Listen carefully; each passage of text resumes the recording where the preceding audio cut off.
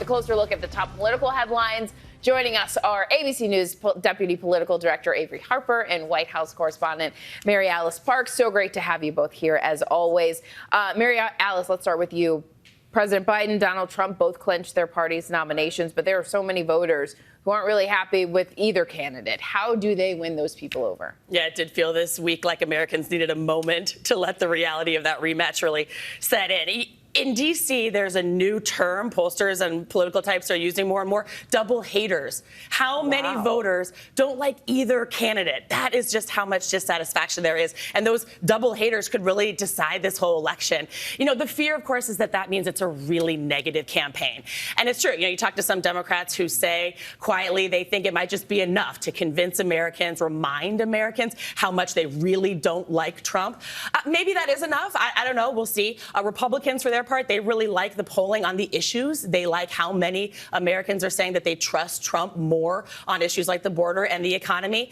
Look, I often think of this other line I hear from Democrats that say that they're not worried about losing to Trump. They're worried about losing to the couch. And I do think that in this moment is the big challenge for both candidates, to just get voters excited somehow, to feel like their voice matters again, to care. If people just stay home, who wins in that case? They need to find a way to motivate people to even engage in this campaign. Yeah, like, can your dislike for a candidate be enough to actually get people to the polls as opposed to enthusiasm? Up next here, Averi, let's go to you, because both President Biden and Vice President Kamala Harris were on the road this week, and Harris making a trip to an abortion clinic for the first time, I believe it is, ever for a president or vice president. What is the message they're trying to send here? Right. So both the president and the vice president have been traveling to battleground states to speak with voters about their agenda. And much of Kamala Harris's travel has been about reproductive rights. And so that's why we saw her make that first of its kind trip to an abortion clinic in Minnesota. This is really about showing their commitment to reproductive rights. I'll tell you, the Biden campaign is hoping that this is going to be a galvanizing factor for voters come November, and that folks will turn out to vote for Democrats up and down the ballot. Let's switch to what people are talking about, this TikTok ban, right? This potential TikTok ban.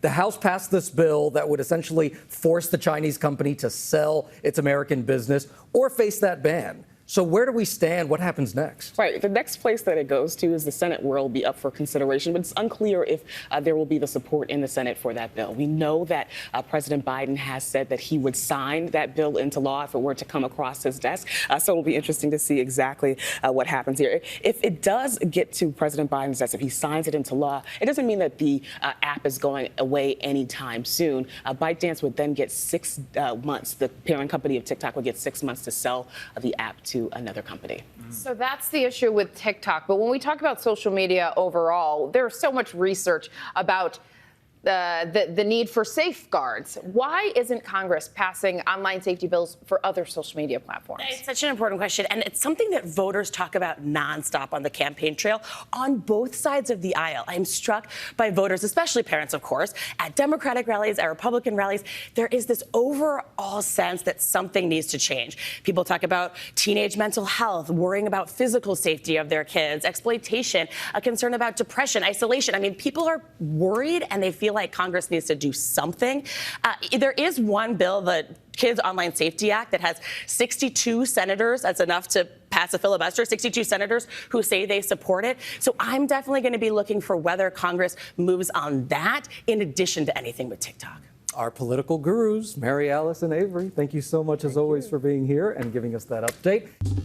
Well, hey there, GMA fans. Robin Roberts here. Thanks for checking out our YouTube channel. Lots of great stuff here. So go on, click the subscribe button right over here to get more of awesome videos and content from GMA every day, anytime. We thank you for watching, and we'll see you in the morning on GMA.